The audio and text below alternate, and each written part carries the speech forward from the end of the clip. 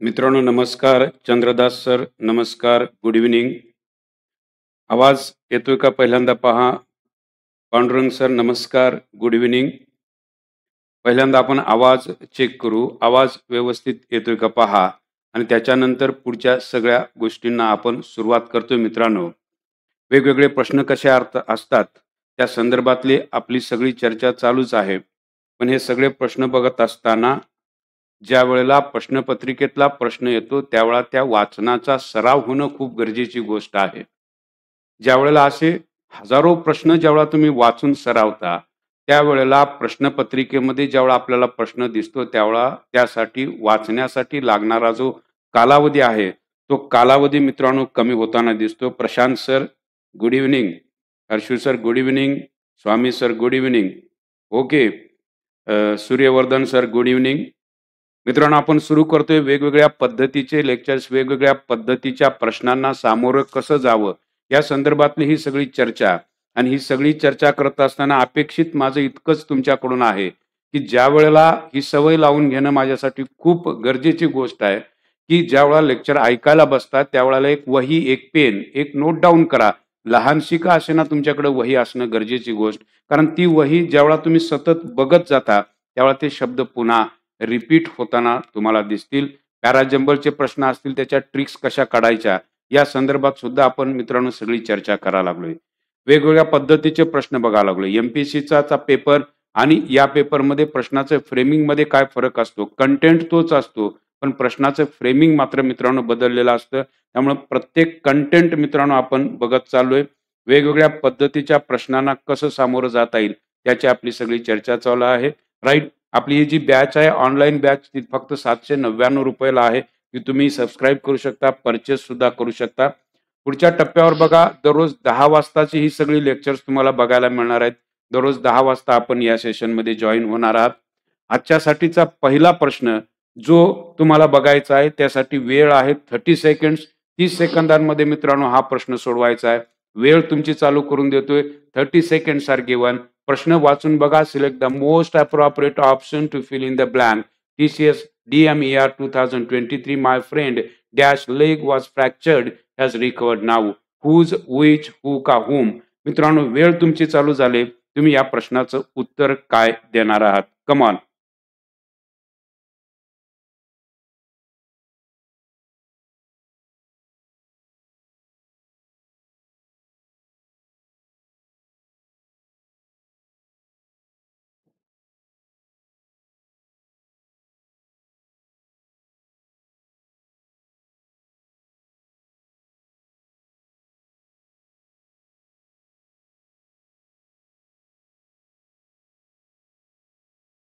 Yes.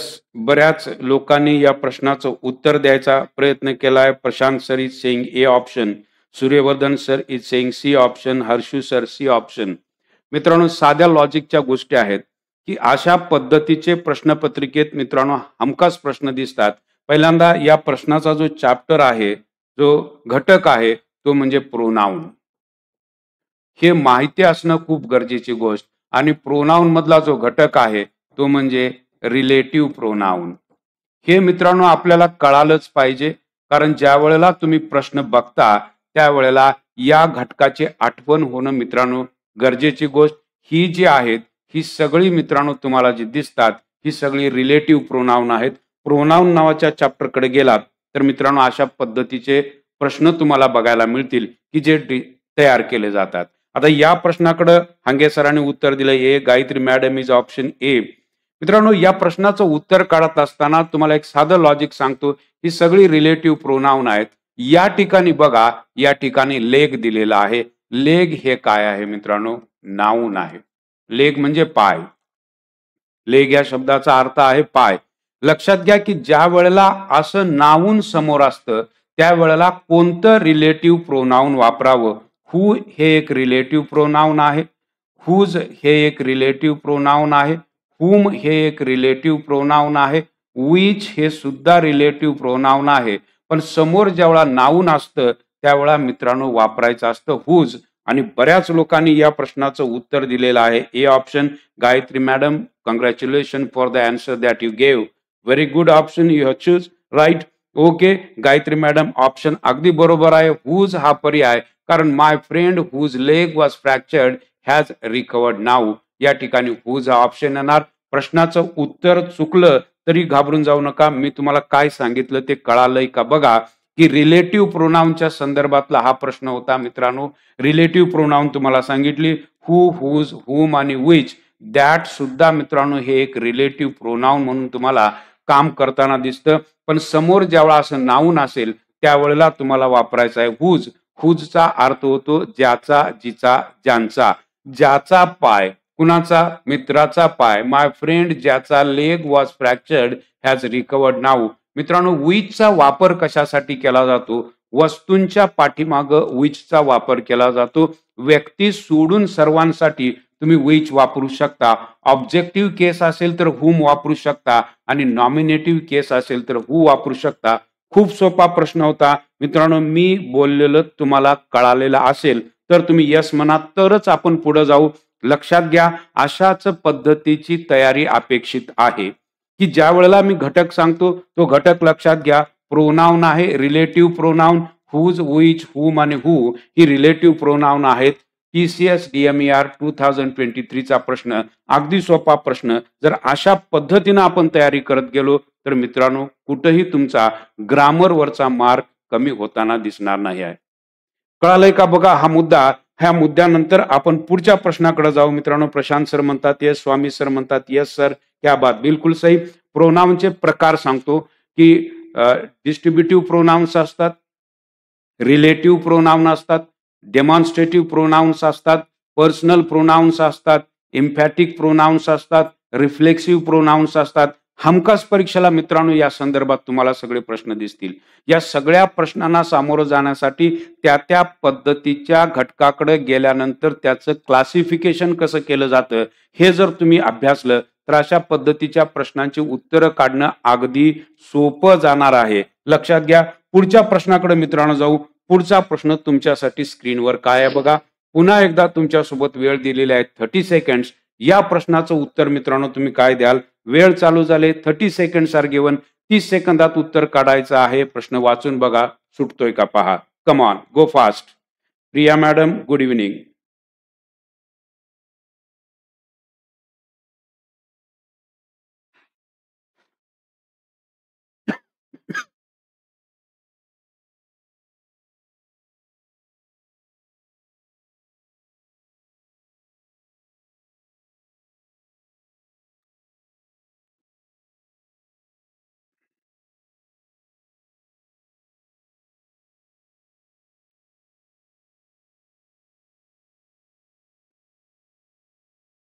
मित्रांनो, हर्षू सनाने उत्तर दिलेलं आहे ए ऑप्शन.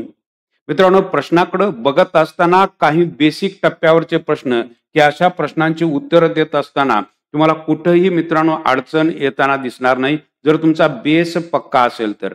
आणि हा बेस पक्का करणं ही सगळ्यात महत्वाची गोष्ट आहे. जर बेस पक्का असेल तर अशा पद्धतीच्या प्रश्नांची उत्तरं देताना मित्रांनो तुम्हाला अडचण येणार नाही. Right. Okay. Shubham Pawar sir is saying blow. Okay. Arjun Sen saying A option. Gayatri madam B option. Yes. Chandradas sir is saying A option. मित्रांनो, प्रश्नाच्या उत्तराकडे जात असताना ग्रामर मधली एक बेसिक गोष्ट तुम्हाला माहिती असणं खूप गरजेची गोष्ट आहे. मित्रांनो, पहिल्यांदा वाक्याकडे बघत असताना आपल्याला वाक्याचा कर्ता म्हणजे सब्जेक्ट कळणं खूप गरजेची गोष्ट आहे. मी काय काय सांगालोय ते थोडंसं लक्षपूर्वक बघा. इंग्रजीचा प्रश्न सोडवत असताना Chandradas sir is saying A option. Yes. Gayatri madam is saying B option. उत्तर चेक करण्यापूर्वी मित्रांनो हा मुद्दा इंग्रजीतला अत्यंत महत्वाचा की वाक्याचा कर्ता कळणं खूप गरजेची गोष्ट. द विंड हा कर्ता आहे. विंड म्हणजे वारा. हा सिंग्युलर कर्ता आहे. मी बोलतो हे कळतं का पहा की विंड हा जो शब्द आहे हे नाऊन आहे. आर्टिकल पाठीमाग आलेला आहे, नाऊन आहे आणि हे सिंग्युलर आहे. मित्रांनो, ज्या वेळेला कर्ता सिंग्युलर असतो आणि जर त्याच्यासाठी क्रियापद वापरायचं असेल तर त्या क्रियापदाला यस किंवा ईएस प्रत्यय लागावा लागतो. जसं मी म्हणालो की रमेश. ओके. रमेश गो का रमेश गोज. या ठिकाणी रमेश वॉक का रमेश वॉक्स. मित्रांनो, या सगळ्या गोष्टी लक्षात घ्या की रमेश हा कर्ता सिंग्युलर आहे, गोज यायला पाहिजे किंवा वॉक्स यायला पाहिजे. याचा अर्थ द विंड हा जर सिंग्युलर कर्ता असेल तर ब्लो हा पर्याय येणार नाही. या ठिकाणी किमान याला यस लागायला हवं होतं. मित्रांनो, मी जे बोलतो ते कळायला लागलेलं आहे का बघा. कारण हे जे आहे हे क्रियापद ब्लो, ब्ल्यू आणखी ब्लोन, हे मित्रांनो आपल्याला कळालं पाहिजे. हा फर्स्ट फॉर्म, हा सेकंड फॉर्म आणि हा थर्ड फॉर्म. जर तुम्हाला फर्स्ट फॉर्म वापरायचा असेल तर क्रियापदाला यस किंवा ईएस लागावं लागतं. सिंपल प्रेझेंट टेन्सच्या नियमानुसार जर फॉलो केलात तर हा ऑप्शन या ठिकाणी येणार नाही. मी हे बोललेलं किती लोकांना कळालेलं आहे त्याच्यावर पुढच्या गोष्टीकडे आपण जाऊ शकतो. बोललेलं कळतंय का बघा, समजून सांगा लागलोय की वाक्याचा कर्ता सिंग्युलर तर क्रियापदाला यस लागावं लागेल. जसं रमेश गोज, रमेश वॉक्स हे जसं होतं तसं इथं ब्लोज व्हायला पाहिजे होतं, हे इथं दिसत नाही. Was blue. मित्रांनो, ज्या ज्या वेळेला वाक्यामध्ये पाठीमागं am is are was were येत असेल आणि समोर जर क्रियापद येत असेल तर क्रियापदाचा थर्ड फॉर्म वापरावा लागतो. म्हणजे हे जे ब्ल्यू जे आहे हा सेकंड फॉर्म आहे, त्यामुळे हाही पर्याय तुमचा निघून गेला. मित्रांनो, जी चर्चा करालोय त्या चर्चेत तुम्ही सहभागी असणं हे अपेक्षित आहे. जर तुम्ही या सगळ्या चर्चेमध्ये जर सहभागी नसाल आणि जे मी बोलतोय ते कळत नसेल तर गाभा कुठेतरी कच्चा आहे असा त्याचा अर्थ होतो. कारण तुम्हाला माहिती असायला हवं की पॅसिव्ह स्ट्रक्चर मध्ये ज्यावेळा वॉज किंवा वर येतं त्यावेळा क्रियापदाचा थर्ड फॉर्म येतो. हे ब्ल्यू आलेला आहे, हे ऍब्सोल्युटली रॉंग. वॉज ब्लोन तरी पाहिजे होतं, त्यामुळे सी हा ऑप्शन निघून जाईल. सगळे मुद्दे क्लिअर करून सांगालोय की ऑप्शन इलिमिनेट का होतात, उत्तर का निघून जातात ते कळणं गरजेची गोष्ट. ब्लोन. मित्रांनो, क्रियापदाचा हा थर्ड फॉर्म आहे. साधं इंग्रजीतलं लॉजिक कायम लक्षात ठेवा की क्रियापदाचा थर्ड फॉर्म हा हॅव, हॅज किंवा हॅडच्या नंतर येतो. म्हणजे तुम्ही म्हणता बघा गॉन, ओके, तुम्ही असं म्हणाल हॅव गॉन, हॅज गॉन किंवा हॅड गॉन, कारण हा क्रियापदाचा कोणता फॉर्म आहे, थर्ड फॉर्म आहे. हे ब्लोन फक्त या ठिकाणी येणार नाही, कारण याच्या पाठीमागं हॅव तरी असायला हवं होतं, हॅज तरी किंवा हॅड याच्या पैकी काहीतरी यायला पाहिजे होतं आणि जे दिसत नाही, त्यामुळे हाही पर्याय निघून गेला आणि त्यामुळे तुमचं उत्तर जे असणार आहे ते म्हणजे ब्ल्यू. चंद्रदास सरांनी उत्तर अगदी बरोबर दिलेलं आहे. यावेळा A option Gayatri madam, option goes wrong this time. But don't mind, फारसा विचार करू नका. मी बोललेलं कळालेलं आहे का. उत्तर काढण्यासाठी आपल्याला काय पक्का असायला हवा, बेस पक्का असायला हवा. हे तर अगदी 8वी 9वीच आहे की हॅव, हॅज, हॅडच्या नंतर क्रियापदाचा थर्ड फॉर्म. आपला सगळ्यात मोठा प्रॉब्लेम काय आहे ते मित्रांनो सांगतो. आपला सगळ्यात मोठा प्रॉब्लेम आहे क्रियापदाचे फर्स्ट फॉर्म, सेकंड फॉर्म आणि third form. Blow, blue, blown हेच माहित नसेल तर मित्रांनो आपल्याला फार मोठ्या अडचणी येतील. म्हणून जर तुम्ही ह्या ऍप वरती गेलात, AK फाउंडेशन नावाचं जे ऍप आहे, प्ले स्टोअरला गेलात तर तिथे क्रियापदाचे सेकंड आणि थर्ड फॉर्म, बरं अशी किती क्रियापदं तुम्हाला करायची आहेत, फक्त 150 क्रियापदं मित्रांनो केलात की या सगळ्या गोष्टी अगदी क्लिअर व्हायला चालू होतात. म्हणून सतत सांगतोय की बेस ज्याचा पक्का त्याचा रिझल्ट अगदी नक्की असणार आहे. म्हणून ह्या सगळ्या गोष्टी लक्षात घ्या. प्रश्न अवघड नव्हता, पण या प्रश्नाचं उत्तर बऱ्याच लोकांचं चुकलेलं मला दिसतं. हे असं का होतं, कारण या बेसिक गोष्टी जर मला माहिती नसतील तर अशा पद्धतीच्या प्रश्नांची उत्तरं तुमची चुकू शकतात. किती लोकांना मी बोललेलं कळालेलं आहे. चंद्रदास सर, हंगे सर, प्रिया मॅडमनी उत्तर अगदी बरोबर दिलंय. Bharat sir is saying A, Swami sir is saying A, क्या बात, बिलकुल सही जवाब, बिलकुल सही जवाब. म्हणजे उत्तर काढत असताना हे काय येणार नाही हे ज्याला सांगता येतं, हे काय येणार नाही हे ज्याला सांगता येतं, हे काय येणार नाही हे ज्याला सांगता येतं, त्याला मी म्हणेन खरा हुशार माणूस की तो ते उत्तर काढून टाका लागलाय. कारण त्यासाठी आपला हा बेस पक्का आपण करा लागलोय. नोटबुक घ्या आणि त्याच्यात हे सगळे मुद्दे जे मी चर्चेला घेतले ते नोट डाऊन करा. पुढच्या प्रश्नाकडे जाऊ मित्रांनो. पुढचा प्रश्न तुमच्यासाठी असाच एक स्क्रीनवर, जो अगदी बेसिक लेवलचा, पण या पद्धतीचं उत्तर तुम्ही काय देणार आहात. TCS DMRE 2023 वेळ चालू झाले. प्रश्न वाचून बघा. एरर शोधायच्या वाक्यामध्ये तुम्हाला वाक्यामध्ये कुठे एरर सापडते. Come on.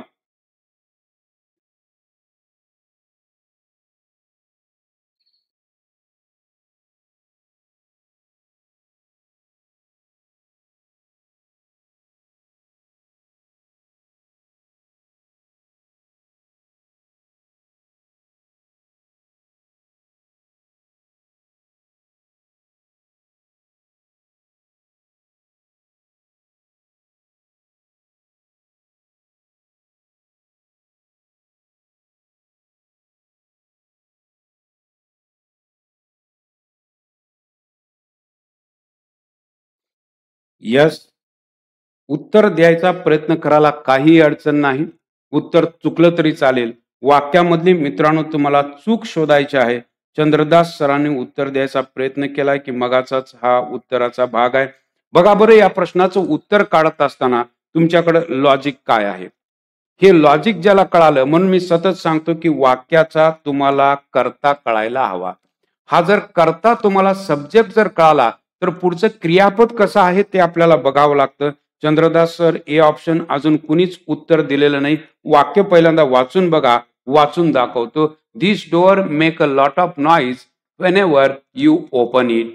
हे इट प्रोनाउन आलं मित्रांनो डोअर साठी, अगदी बरोबर आहे, कारण डोअर साठी प्रोनाउन इट वापरतात. यू आर ऍब्सोल्युटली करेक्ट, हे तर बरोबर आहे. पण मित्रांनो, मघाचाच मुद्दा या ठिकाणी तुम्हाला रिपीट होताना दिसतो. मगाचा मुद्दा कोणता रिपीट होताना दिसतो ते मी तुम्हाला दाखवतो की या ठिकाणी कर्ता बघा, हा धिस रोड आहे आणि धिस रोड हा कर्ता सिंग्युलर आहे. काय आहे? हा सिंग्युलर आहे आणि सिंग्युलर असल्यामुळं क्रियापदाला मित्रांनो या ठिकाणी यस लागायला हवं, हे मेक्स व्हायला हवं. ही गोष्ट तुमच्या लक्षात यायला पाहिजे. या ठिकाणी वाक्य असं व्हायला पाहिजे, this door makes a lot of noise Wien you open it. हे मेक आहे, या ठिकाणी मेक्स व्हायला हवं मेक्स, कारण वाक्याचा कर्ता हा सिंग्युलर थर्ड पर्सन आहे. सिंपल प्रेझेंट टेन्सच्या नियमानुसार मित्रांनो यामध्ये चूक दिसते, त्यामुळे धिस डोअर मेक हे तुमचं उत्तर येणार आहे. सी हा ऑप्शन अगदी बरोबर आहे. बऱ्याच लोकांना मी बोलतेलं कळालेलं आहे का बघा, हे कळणं मित्रांनो खूप गरजेची गोष्ट आहे.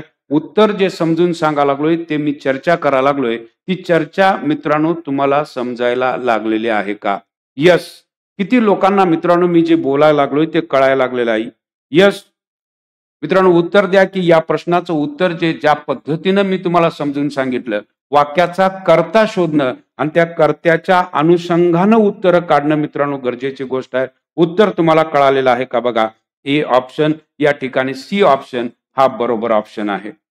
पुढच्या प्रश्नाकडे मित्रांनो जाऊ. पुढचा प्रश्न तुमच्यासाठी स्क्रीनवर काय आहे बघा. Come on, go for the next question. Yes, परत होकॅबचा प्रश्न तुम्हाला दिसतो. वेळ दिलेली आहे 30 second. Select the most appropriate synonym of the given word. Calamity, hurdle is there, disaster is there, wonder is there और द मिरॅकल इज देअर. मित्रांनो उत्तर काय द्याल? तुमची वेळ चालू झाली.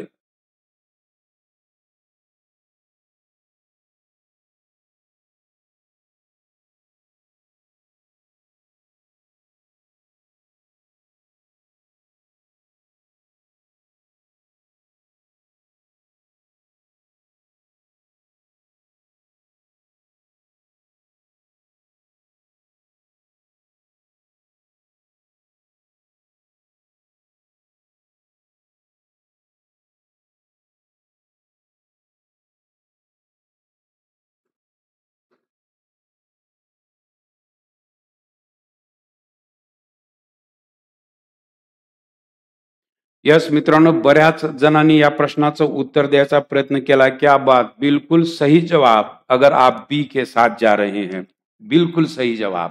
Yes, disaster is correct option. Calamity याचा अर्थ आहे संकट आणि डिझास्टर याचाही अर्थ आहे मित्रांनो संकट.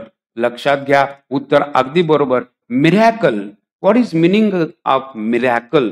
मिरॅकल म्हणजे काय सांगाल मित्रांनो? मिरॅकल या शब्दाचा अर्थ मित्रांनो आहे चमत्कार. लक्षात ठेवा बरं, हे सगळे शब्द अत्यंत महत्वाचे गोष्ट. दिस इज अ मिरॅकल, हा चमत्कार आहे. म्हणजे एक गोष्ट लक्षात घ्या की इंग्रजीतली सुधारणा ही टप्प्याटप्प्यानं होताना दिसेल, कारण मेजर प्रॉब्लेम महाराष्ट्रातल्या मुलांचा हा आहे तो म्हणजे शब्दांचा. आणि जोपर्यंत आपण असे शब्द शिकत नाही, wonder, what is meaning of wonder? आश्चर्य, याचा अर्थ आहे आश्चर्य. हर्डल, हर्डलचा अर्थ मित्रांनो आहे समस्या. म्हणजे हे सगळं आपल्याला बघावं लागेल, हे सगळे शब्द आपल्याला बघावे लागतील. कॅलामिटी शब्द आहे कॅलामिटी आणि डिझास्टर इज ऑप्शन फॉर दिस. मंजुषा मॅडमने अगदी बरोबर दिलेलं उत्तर आहे. बी ऑप्शन इज ऍब्सोल्युटली करेक्ट. हळूहळू का असे ना मित्रांनो या सगळ्या शब्दांना आपण सरावा लागलो. काही शब्द तुम्हाला माहिती जरूर आहेत, पण जरी हे शब्द माहिती असले तरी सुद्धा मी हे म्हणेन की अशा शब्दांना पुन्हा पुन्हा ऐकणं गरजेची गोष्ट आहे. हे शब्द ज्यावेळेला मित्रांनो आपण ऐकत जाऊ सतत, त्यावेळेला मी म्हणेन खऱ्या अर्थानं आपल्याला हे यायला लागलं. ते कानावर पडून आपल्या मेंदूवर ते बिंबवले जातील आणि जेणेकरून हे शब्द आपण कधीही विसरणार नाही आहोत. Wonder, miracle, disaster, hurdle and calamity, these are the new words that we found. Go for the next question. This is the next question for you. See the question, go reading the question. पुन्हा एकदा पॅराजंबलचा प्रश्न मित्रांनो, खूप सोपा प्रश्न. 30 सेकंदाची वेळ तुमच्याकडे आहे आणि या प्रश्नाचं उत्तर तुम्ही काय देणार आहात? खूप सोपा प्रश्न 30 सेकंदांमध्ये मित्रांनो तुम्हाला सोडवायचा आहे. Come on.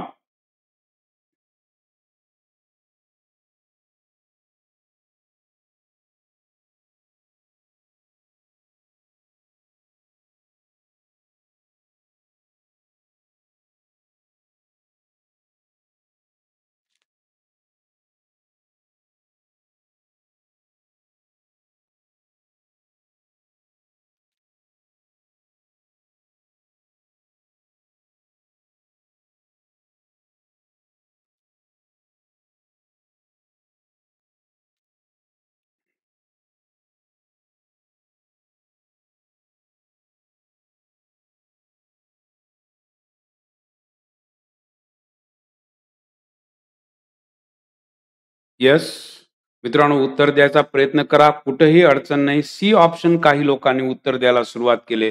C option A C. Yes, C option. Swami sir is second. B D C A. Prashant sir is giving saying A option. Prashant sir A option. Wow. बघूया मित्रांनो काय या प्रश्नाचं उत्तर असावं. Kavita madam is saying C option. Gayatri madam is saying C option. Yes. Okay, approach sir is saying C option. Vaibhav sir C option. मित्रांनो, प्रश्नाचं उत्तर काढत असताना आपल्याला फॉरेनची नावं तर माहिती पाहिजेत. आपल्याकडे गणपत हे नाव असतं, आपल्याकडे राजू हे नाव असतं, आपल्याकडे रमेश हे नाव असतं. मित्रांनो, ही नावं आपल्याकडे असतात, पण त्यांच्याकडचं नाव मित्रांनो आपल्याला माहिती पाहिजे. फ्लोरेन्सी नायटिंगेल हे नाव आहे मित्रांनो, हे नाव आहे. Florence Nightingale was born. जन्म झालेला आहे. जन्म कुणाचा होतो? माणसाचा.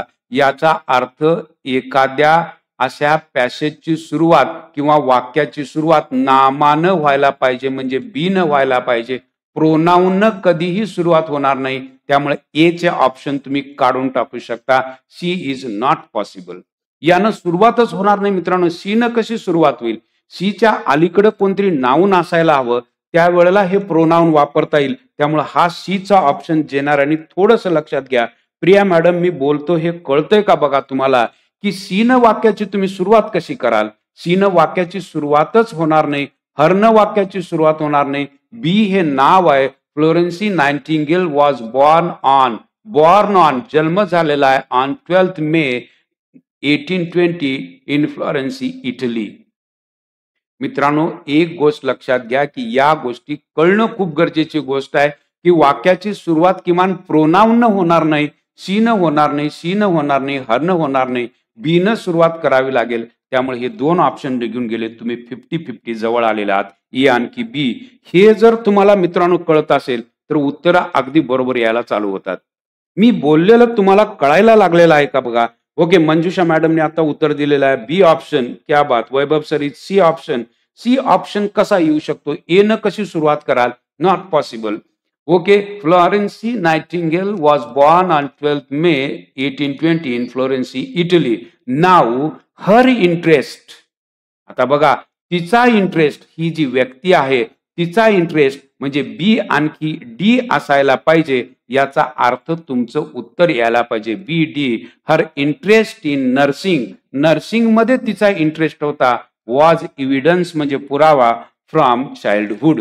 मित्रांनो, बी आणि डी हा पर्याय अगदी बरोबर. त्याच्यानंतर C. She would then spend. त्याच्यानंतर तिनं बराच कालावधी स्पेंड केला. Time taking care of her injured dolls and animals. Again, she remained unmarried and devoted her life to serving the poor and sick. तिने सगळं आयुष्य आपलं गरिबांसाठी आणि आजारी लोकांसाठी वाहून टाकलं. हे शेवटचं व्हायला हवं. ए हे शेवटी येणार आहे. क्या बात. बिलकुल मित्रांनो, मी ज्या पद्धतीनं विचार करतो ती विचार करण्याची कला जर तुम्हाला आली तर या प्रश्नांची उत्तरं काढता येणं मित्रांनो अगदी सोपं जाणार आहे. टीसीएस खाली अशाच पद्धतीचे पॅसेज किंवा अशाच पद्धतीचे वाक्य तुम्हाला दिली जातात. पॅरेग्राफ तुम्हाला दिला जातो जो तुम्हाला जोडायचा असतो. Okay Shivling sir, good evening. Good evening. मित्रांनो, मी बोलतेलं तुम्हाला कळतंय का? ते आकलनाच्या कक्षेत येणं खूप गरजेची गोष्ट आहे. आकलन. गुरुजी तो मिळायला हवा जो तुमचं आकलन वाढवू शकेल. मी काय बोलायला लागलो हे कळतंय का? की गुरुजी तो मिळायला हवा जो तुमचं आकलन वाढवू शकेल, वाक्याकडे बघण्याची नजर देईल, वाक्यात कर्ता कुठं आहे, प्रोनाउन कुठं आहे, कॉमन रूल्स कसे वापरले जातात, त्या अनुषंगानं आपण कमी कालावधीमध्ये उत्तरापर्यंत कसं पोहोचू शकतो याची कला शिकवणारा गुरुजी जर आयुष्यात आला तर तुमचं भलं होणार आहे. मित्रांनो, हे सगळं इतक्यासाठी तळमळीनं बोलत राहतो की हा भाग अवघड नाही, सराव नाही. तुम्हाला आठवतंय का तुमच्या शाळेमध्ये तुम्ही गेल्यानंतर असे प्रश्न तुमचे सोडवून घेतले होते पॅराजंबलचे? नेवर. महाराष्ट्रातल्या कोणत्याही शाळेत स्पॉट अँड एररचे प्रश्न घेतले जात नाहीत. कोणत्याही शाळेत पॅराजंबलचे प्रश्न घेतले जात नाहीत. सिनोनिम्स अँटोनिम्स शिकवली जात नाहीत. आणि असं नसताना आपण अपेक्षा करतो की परीक्षेला गेल्यावर हे मला यायला हवं. हे चुकीचं आहे. म्हणून आपण दररोज या ठिकाणी 10 वाजता भेटतोय की हे सगळं आपल्याला जमावं आणि त्या अनुषंगाने आपण तयारी करावी. मित्रांनो, हे ऍप वरती गेलात तर जवळजवळ 200 लेक्चर्स तुम्हाला बघायला मिळतात आणि त्याची किंमत इतकी नॉमिनल आहे की जो गुरुजी तुम्हाला शिकवायला लागलेला आहे त्या ऍपची किंमत इतकी नॉमिनल आहे. 799 आणि 400 म्हणजे 1000-1200 रुपयाला ते 200 लेक्चर्स की जे तुम्ही सतत बघत गेलात तर ही कला आणि ही आकलनात तुमच्या वाढ झालेली दिसते आणि असा गुरुजी तुम्हाला हवा असतो. हे मी पुन्हा सांगतो. याचं कारण असं की वाक्य एका दमामध्ये बघण्याची कला ज्याला येते त्याला हे उत्तर येईल. Praveen sir, good evening. Good evening. Okay. Dayanand Sagar sir आहेत. Good evening. Enriching knowledge. Enrich. वा, काय शब्द आहे. वा, शब्द सरांनी वापरलाय, लक्षात घ्या. ज्ञानसागर सर एनरिच हा शब्द वापरलेला आहे. एनरिच या शब्दाचा अर्थ मित्रांनो आहे समृद्ध करणे. काय शब्द तयार झालाय बघा की रिच हे नावाचं मित्रांनो ऍडजेक्टिव्ह आहे, त्याला लागलेला आहे एन. एन हे लागल्यानंतर व्हर्ब तयार होतं. मित्रांनो, हे व्हर्ब तयार झालेलं आहे एनरिच. एनरिच म्हणजे समृद्ध करणे. म्हणजे ऍडजेक्टिव्ह पासून सुद्धा क्रियापद तयार केली जातात. जसं आपण वापरतो बघा लार्ज. लार्ज पासून तयार होतं मित्रांनो एनलार्ज. एन लागल्यानंतर मित्रांनो असं वर्ब तयार होतं. इथंच एका व्यक्तीनं वापरलंय, ज्ञानसागर सर आहेत, ते म्हणतात एनरिच. क्या बात. मित्रांनो, अशी होकॅब तुमची वाढत गेली पाहिजे. चर्चेतून माणसाला शब्द कळतात, पुस्तकातून नव्हे. पुस्तकं माणसाला शब्द दाखवतात पण चर्चा केलेला शब्द लक्षात राहतो. एनरिच म्हणजे समृद्ध करणे, ही बाब आपल्याला कळाली पाहिजे. लक्षात घ्या, खूप सुंदर शब्द आहेत. या सगळ्या शब्दांची चर्चा टप्प्याटप्प्यानं मित्रांनो आपण करत जाणार आहोत. पुढच्या प्रश्नाकडे गेल्यानंतर आपल्याला पुढचा प्रश्न तुमच्यासाठी स्क्रीनवर काय दिसतो बघा. Come on, this is the next question for you. Select the most appropriate option to fill in the blank. TCS. When I reached his place last evening, he dashed his dinner. Was having, has, will be having, is having. आपका समय शुरू हो चुका है. Come on. What would be the answer of the question on the screen? Come on. जवाब क्या हो सकता है?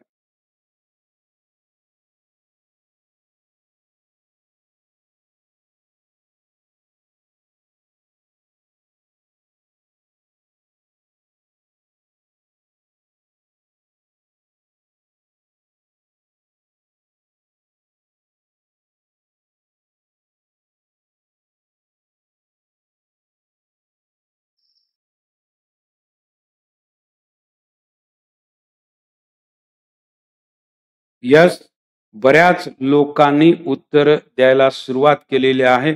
Shubham Pawar sir is saying was having his dinner. क्या बात. Harshu sir A option, Praveen sir A option, Swapnil sir A option. क्या बात. You got my point now ladies and gentlemen. You are absolutely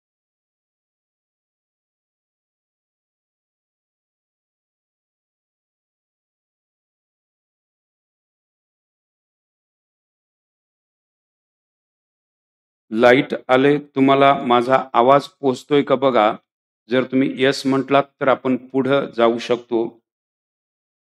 मित्रांनो, लाईट गेली असल्यामुळे थोडासा प्रॉब्लेम झाला होता.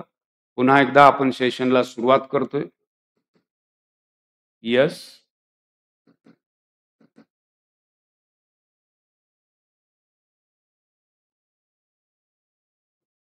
मी परत एकदा सेशनला सुरुवात करतोय बघा.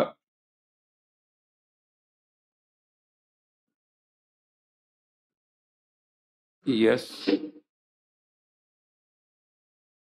डोअरचा प्रश्न घेतला होता, हर्डल घेतलं होतं. येस, हेही घेतलं होतं. ओके. आणि वॉज हॅव्हिंगच्या संदर्भात मित्रांनो आपण बोलायला चालू केल्याचं आठवत असावं. आवाज माझा पोचतोय का बघा. Hange sir. Okay. Suryavardhan sir. Yes. क्या बात. Yes, thank you for being with me. थोडासा डिले कारण थोडी लाईटचा प्रॉब्लेम आल्यामुळे आपल्याला थांबावं लागलं. मित्रांनो, प्रश्नाकडे जात असताना मी या गोष्टी तुमच्याशी बोललो होतो. बऱ्याच लोकांनी या प्रश्नाचं उत्तर अगदी बरोबर दिलेलं आहे. Congratulation for the answer that you gave me.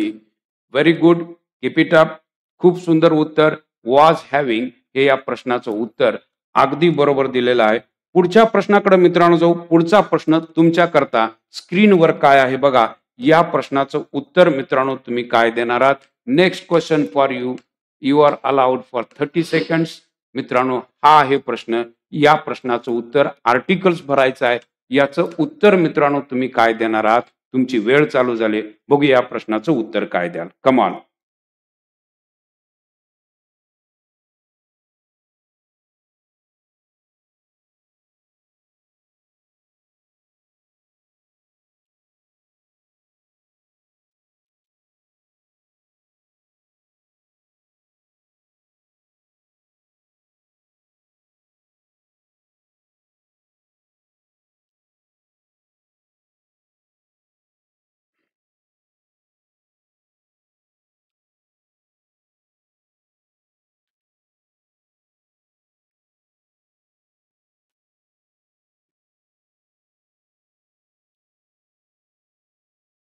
Swapnil sir is saying B option. Swami sir is saying B option. Yes. मित्रांनो, या प्रश्नाचं उत्तर देण्यासाठी फार डोकं लावावं लागणार नाही. खूप सोपा प्रश्न. पण कॉम्बिनेशन कसं केलेलं आहे बघा.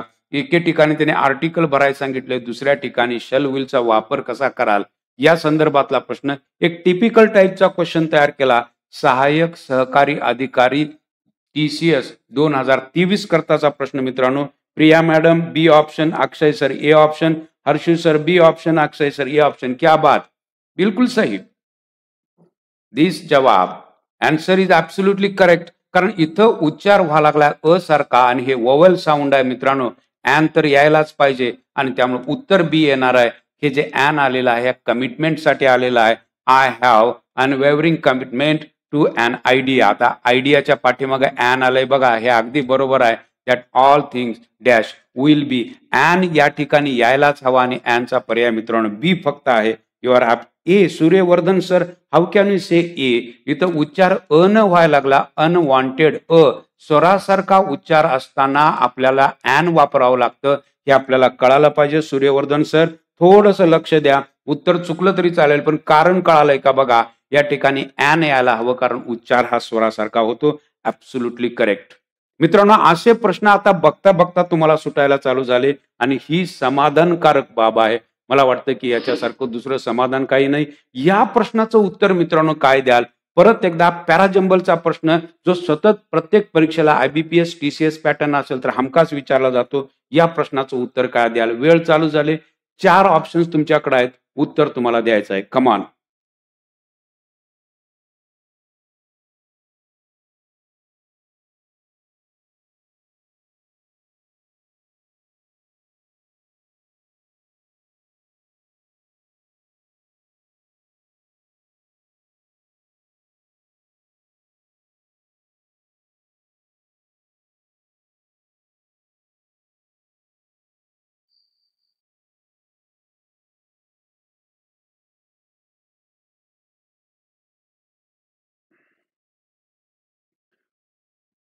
उत्तर देत असताना थोडासा विचार करावा लागतो. उत्तर मित्रांनो या प्रश्नाचं काय द्याल. वाक्य बघावं लागतात, कोणतं वाक्य सुरुवातीला येईल आणि कोणतं येणार नाही हे आपल्याला कळावं लागतं मित्रांनो. काय उत्तर द्याल या प्रश्नाचं? Prashant sir is B. Okay.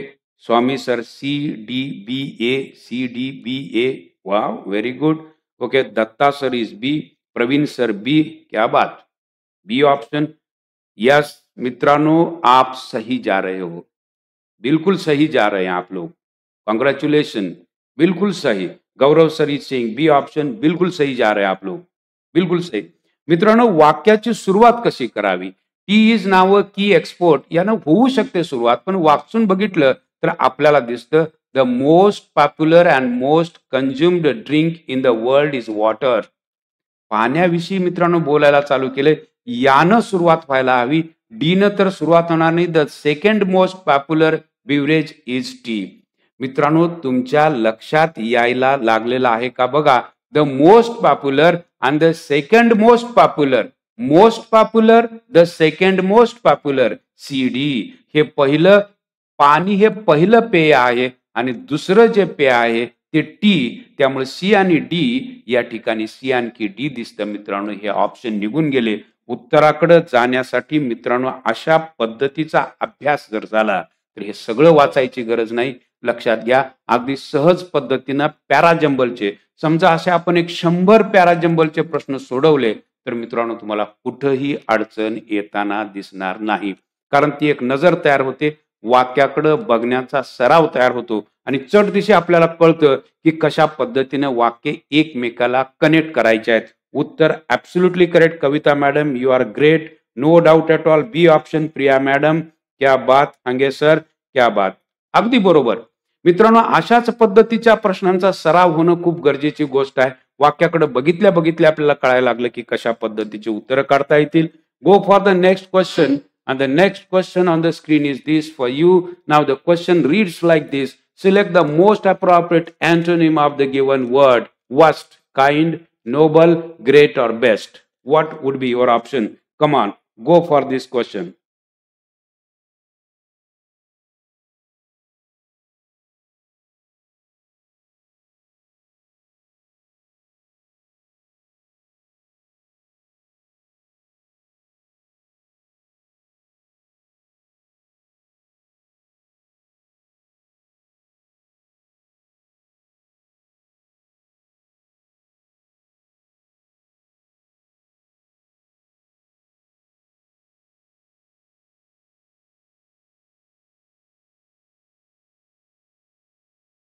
Yes. बऱ्याच लोकांनी या प्रश्नाचं उत्तर द्यायचा प्रयत्न केला. क्या बात. पण यातनं तुम्हाला आणखी काही गोष्टी दाखवून देतो मित्रांनो. हा जो शब्द आहे वर्स्ट, बॅड, वर्स, आणखी वर्स्ट. लक्षात ठेवा बरं, ही पॉझिटिव्ह डिग्री आहे, ही कंपॅरेटिव्ह डिग्री आहे आणि ही सुपरलेटिव्ह डिग्री आहे. बॅड खराब, वर्स ज्यादा खराब, वर्स्ट सगळ्यात खराब. बघा, गुड, बेटर, आणखी बेस्ट. मित्रांनो, एकमेकाच्या बरोबर विरोधात बॅड आणखी गुड. इथं वर्स्ट आहे, इथं बेस्ट यायला पाहिजे. उत्तर तुमचं डी येणार आहे. पण हेही लक्षात ठेवा मित्रांनो, बॅडची सुपरलेटिव्ह डिग्री वर्स्ट आहे हे बऱ्याच लोकांना माहीत नसतं. Bad positive degree, comparative degree worst and superlative degree is worst. हे कळणं खूप गरजेची गोष्ट आहे. Manjusha madam D option, Priya madam D option, Gayatri madam, D option. Congratulations for the answer that you gave me. Very good option. The D option is absolutely correct. उत्तर बऱ्याच लोकांचं बरोबर आलेलं आहे. Kavita madam is saying C option. How can you go for C option? Noble. No, गुडला विरुद्धार्थी bad आहे, बॅडची सुपरलेटिव्ह वर्स्ट आहे, गुडची सुपरलेटिव्ह बेस्ट आहे. त्यामुळे best is the correct option. D option हा अगदी बरोबर ऑप्शन मानता येईल. पुढच्या प्रश्नाकडे जाऊ मित्रांनो. पुढचा प्रश्न तुमच्यासाठी स्क्रीनवर बघा. Okay. Vishal has been an official leader but, आणि वरचा प्रश्न वाचून बघा. Select the option that means the opposite of the part of the sentence given. वाक्य शोधा, कोणतं वाक्य त्याला बरोबर अपोजिट आहे ते तुम्हाला शोधायचं आहे. वेळ तुमची चालू झाली. काय उत्तर द्याल? Come on.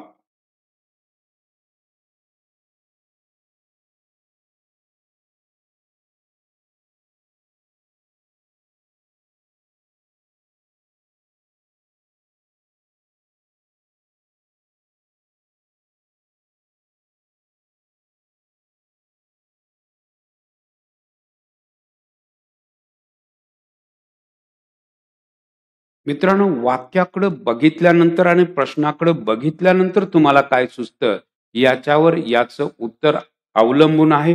प्रश्न पहिल्यांदा व्यवस्थित वाचा. प्रश्न तयार करण्याची त्यांची पद्धत पहिल्यांदा समजून घ्या. ही जर पद्धत तुम्हाला कळाली तर अशा प्रश्नाची उत्तर अगदी सहज देऊ शकता. कारण अशा पद्धतीचे प्रश्न एमपीएससी खाली कधी तयार केले जात नाहीत.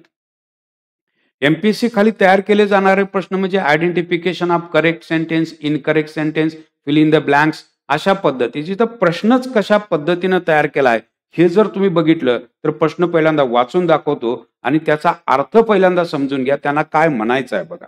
या ठिकाणी त्यांनी म्हटलंय सिलेक्ट द ऑप्शन. तुम्हाला ऑप्शन सिलेक्ट करायचा आहे. That means the opposite opposite of the part of the sentence. हे जे सेंटेन्स दिलंय त्याला अपोजिट पार्ट पाहिजे म्हणून तर या ठिकाणी बट दिलंय. पण पण हा शब्द दाखवतो की पुढचं वाक्य पाठीमागच्या वाक्याच्या विरोधात पाहिजे. पण आपण हा शब्द कधी वापरतो? पाठीमागच्या वाक्याच्या विरोधातलं वाक्य. मी लवकर उठलो पण बस चुकली. म्हणजे पाठीमागच्या वाक्याला विरोध दाखवणारं वाक्य समोर असेल तर ते पण वापरलं जातं आणि तेच म्हटलंय की समोर अपोजिट वाक्य वापरा. आता बघा, Vishal has been a effective leader. Vishal हा इफेक्टिव्ह लीडर आहे पण आता विरोधातलं वाक्य पाहिजे. विरोधातलं वाक्य his family like his activity असं होईल का? हे तर समर्थन केल्यासारखं झालं. विरोधातलं वाक्य पाहिजे, अपोजिट वाक्य पाहिजे. राईट. बोललेलं कळालेलं आहे का? प्रश्न तयार करण्याची पद्धत कळाली का बघा. मुद्दा काय आहे बघा, हे कळालं पाहिजे. प्रश्न त्यांनी कसा तयार केलाय बघा. या वाक्याला विरोधातलं वाक्य समोर जोडा. His work has been appreciated. त्याच्या कामाची स्तुती केली असं होईल का? नाही होणार. विरोधात नाही वाक्य. हिज फ्रेंड्स ऑल्सो अप्रिशिएट हिम होईल का? His work is considered nominal. त्याचं काम हे नॉमिनल गृहीत धरलं जातं, किरकोळ गृहीत धरलं जातं, जरी तो काय असला इफेक्टिव्ह लीडर असला तरी. म्हणजे लक्षात घ्या, मी तर अपोजिट वाक्य जोडालोय. जे पहिल्या वाक्याला अपोजिट पाहिजे ते मी इथं जोडायला लागलोय. मित्रांनो, मुद्दा कळालेला आहे का बघा. यस अक्षय सर, उत्तर चुकलं तरी चालेल पण प्रश्न तयार करण्याची पद्धत कळाली का त्यांची? मी बोलतेलं तुमच्यापर्यंत पोहोचतंय का मित्रांनो, की त्यांनी प्रश्न कसा तयार केलाय बघा. कारण अशा प्रश्नांचा आपल्याला सरावच नसतो. आपल्याला फक्त गाळलेल्या जागा भराचेच प्रश्न माहिती असतात. हे वाचायचं सुद्धा आपल्याला अवघड जातं आणि हे समजतही नाही त्यांना काय म्हणायचं आहे. प्रश्नच कळाला नाही तर उत्तर द्यायचा प्रश्नच नाही अशी आपली अवस्था. कारण त्यांना म्हणायचं आहे पाठीमागच्या वाक्याला विरोधातलं वाक्य जोडा. ही तिन्ही वाक्य समर्थन करतात. हे वाक्य विरोधातलं आहे. His work is considered nominal. हे यस बऱ्याच लोकांना कळायला लागलेलं आहे. मी बोलतेलं कळणं यालाच मी म्हणेन आकलन. हे मी पुन्हा पुन्हा सांगत राहतोय की मी जे बोलतो ते कळणं याला मी आकलन म्हणत असतो. कारण हे कळणं खूप गरजेची गोष्ट आहे.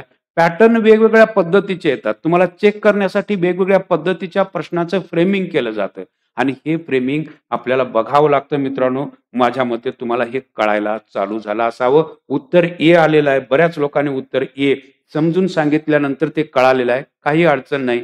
हळूहळू या गोष्टी कळायला चालू होतील. जाऊया मित्रांनो पुढच्या प्रश्नाकडे. पुढचा प्रश्न तुमच्यासाठी स्क्रीनवर काय आहे बघा. The sentence a sentence has been given with a blank to be filled with the appropriate option. Choose the correct alternative. Someone was trying to grab their shirt from behind. My shirt, myself shirt, mine shirt or me shirt. मित्रांनो वेळ चालू झाले. तुम्ही उत्तर याचं काय द्याल? खूप सोपा प्रश्न.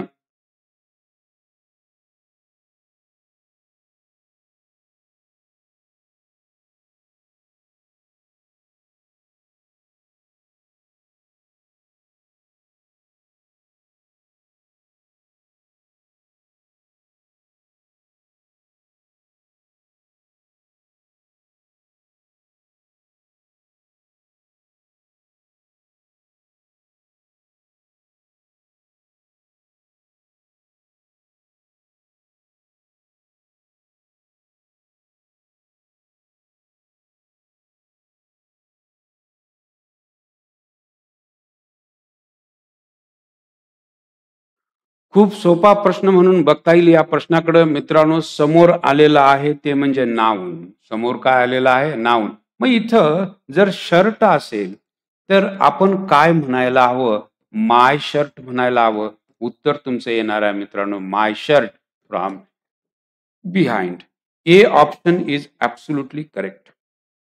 लक्षात घ्या की समोर ज्या वेळेला नाऊन असतं त्यावेळेला पाठीमागं पजेसिव्ह केस वापरायची असते आणि माय ही पजेसिव्ह केस आहे. आय या प्रोनाऊनची पजेसिव्ह केस काय आहे? माय. मायचा वापर हा समोर नाऊन असताना केला जातो. या ठिकाणी नाऊन आलेला आहे, या ठिकाणी माय येणार आहे. माईन कधी वापरतात? समोर नाऊन नसेल तर.